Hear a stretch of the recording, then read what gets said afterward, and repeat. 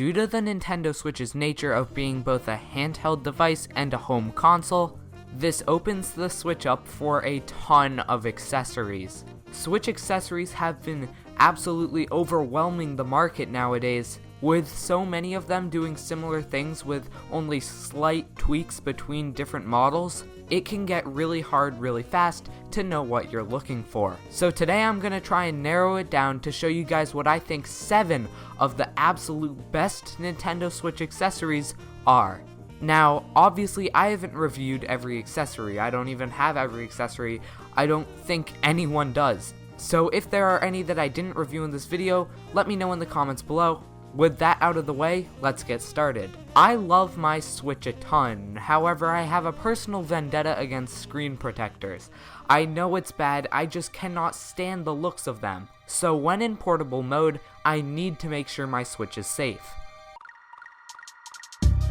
This is the Ortz Gaming Nintendo Switch case, and this is what I believe to be the best protective shell for your Nintendo Switch. Running down the features, it's got a completely ergonomic grip, which is better than just holding the Switch normally, because there you really have no grip at all.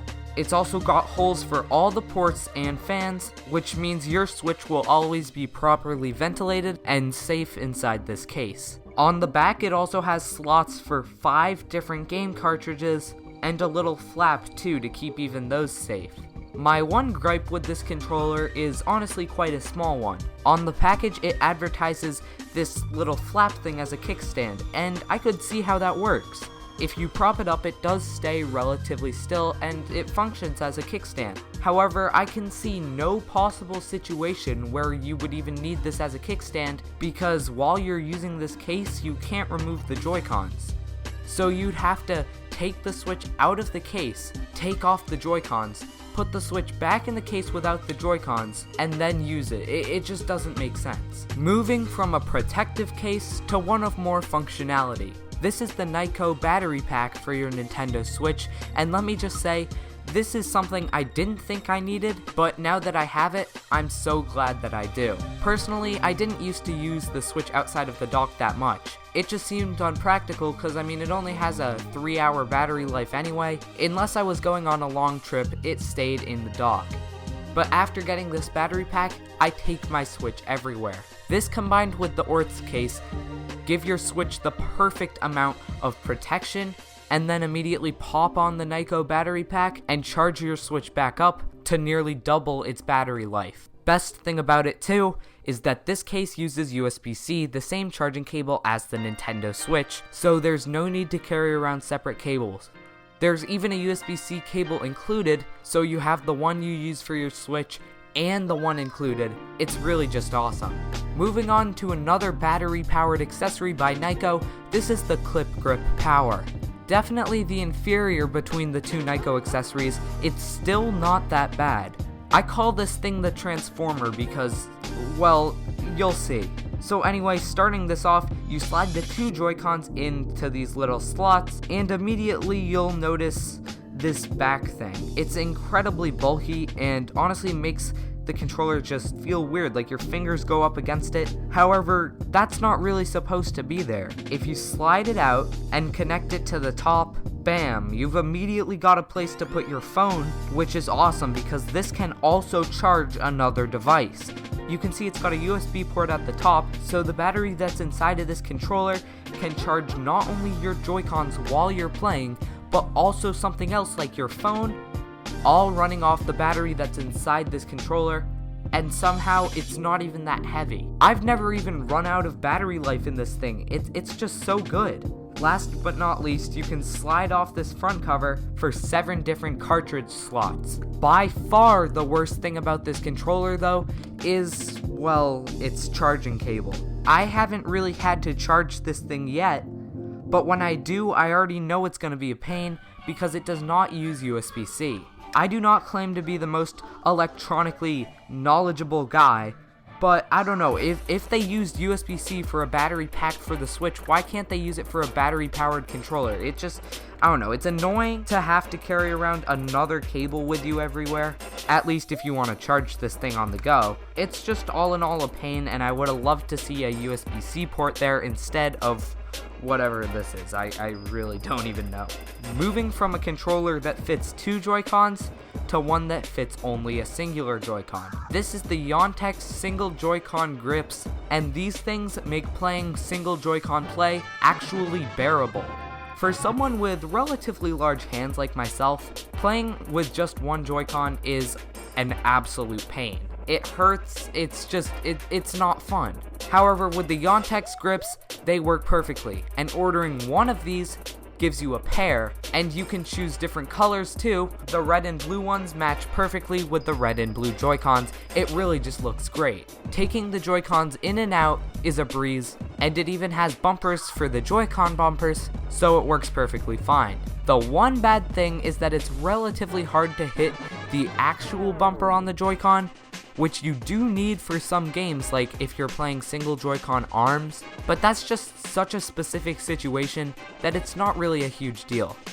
These are a must if you only have one pair of Joy-Cons yet like to play multiplayer a lot. Switching it up a bit, let's jump over to the home console aspect of the Switch, and arguably the most important part of that is the dock. You can see from my dock that it's pretty pimped out. It's pretty cool. So you've probably seen this accessory before. It got a lot of popularity recently, and that's just cause it's awesome. This is the Nintendo Dock Switch Lite. I don't know exactly what it's called, but it'll be linked in the description along with all the rest of these products. But anyway, yeah, this thing looks awesome. There's 2 interchangeable faceplates that come included. Unfortunately, I can't really show you all the colors because my phone just doesn't pick them up. It's weird, it's something with the camera, but rest assured there are a ton of vibrant colors that'll take your Switch setup to the next level. While the dock light is very aesthetically pleasing, let's switch it up to something that looks cool and has a functional purpose. This is a Nintendo Switch dock cover made by Active Patch. Now, shoutouts to the homie ItsKgan who actually hooked me up with this. It's confusing. He won a giveaway but then didn't want it, so he gave it to me. It's confusing, but just, yeah, subscribe to the homie ItsKgan. His link's in the description. Anyway, so as you can see, I actually got a custom Switch stop cover, which is just awesome. You can upload your own image to their website and they will print it for you immediately, or you can select from one of many amazing pre-made images, most of them Nintendo themed. They all look stunning. Now, I alluded to this having some functionality, and you may or may not know what it is already. Basically, this is supposed to protect your Switch's screen when sliding it into the dock. And as I already mentioned, I don't have a screen protector.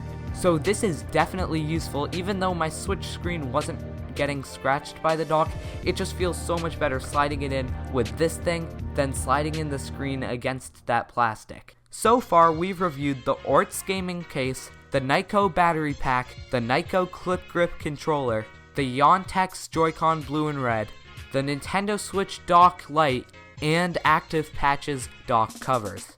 However, staying on the dock theme, we have this portable dock. And I'm pretty sure most portable docks do the trick, but I will link to the exact one I have in the description. However, I am not going to show any footage of this, and here's why. Ever since Nintendo Switch updated to 5.0 firmware, portable docks have been bricking Switch systems. I didn't make a video on this because, well, frankly, I mean, I didn't really think I needed to. I thought it was just going to be something that was immediately fixed, but to my knowledge, it's still happening to this day. I've heard mixed reports about it getting patched, and honestly, until there's an official, test done making sure it's all good, I am not even going to risk it, at least until cloud backups come out. Hopefully with the Nintendo Switch Online service coming this September. So yeah, this portable dock works fine. It comes with all the included cables. I used it a ton before the 5.0 update, but I'm scared to death to use it now, so no footage. However, when this is patched, as I'm sure it will be, a portable dock is definitely something you might want to invest in, especially if you plan on traveling and taking your Switch with you. All of these products are very good and definitely worth their price points. Obviously, use your own judgment when buying a product, but if you're looking for someone else's opinion, I really like all these. In particular, the 2 Nyko products are really good, and the Ortz case is phenomenal. With that out of the way, thank you guys so much for watching. If you have any accessories that you have that I didn't cover, let me know about them in the comments below. chances are I've never even heard of them, because there are so many accessories out now that even with all the YouTube videos I watch, all the times I just search Amazon, I do not know them all, so let us know in the comments below. Thank you guys so much for watching this video. Likes and shares are appreciated as always. I'm Thomas from the Switch Stop, signing off. Peace.